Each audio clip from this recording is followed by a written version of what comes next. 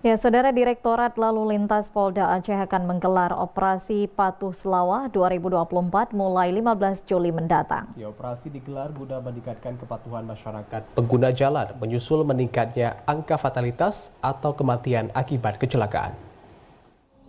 Hingga Juli, Ditlantas Polda Aceh mencatat angka kecelakaan lalu lintas tahun 2024 terus menunjukkan tren peningkatan.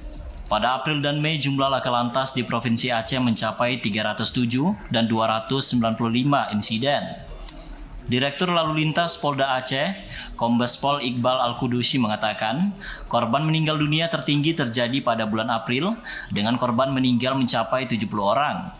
Adapun di bulan Juni lalu, jumlah laka lantas mencapai 316 kejadian dengan 67 korban meninggal dunia. Menurut Iqbal, tingginya fatalitas kecelakaan selama periode ini menjadi salah satu faktor digelarnya operasi Patuh Selawah yang dimulai pada 15 Juli hingga 18 Juli mendatang.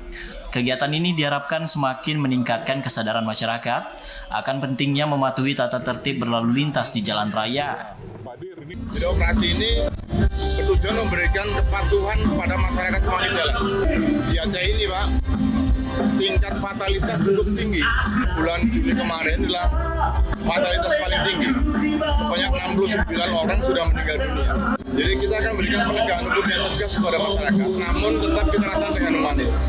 Jadi pentahapan kita sudah lakukan dulu, kita lakukan sosialisasi kepada masyarakat, habis setelah itu kita lakukan penegakan hukum. Faktor yang utama adalah faktor manusia. Jadi karena ketidaktertiban masyarakat di jalan itu yang menjadi faktor utama juga kita melaksanakan operasi Patuh Selawah 2020.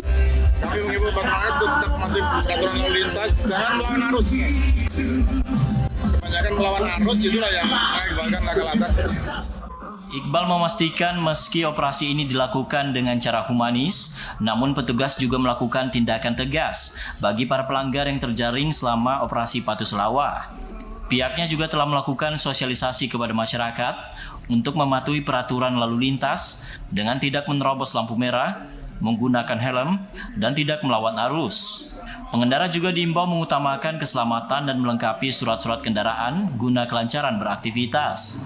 Dari Banda Aceh, Arman Konadi, TVRI Aceh melaporkan.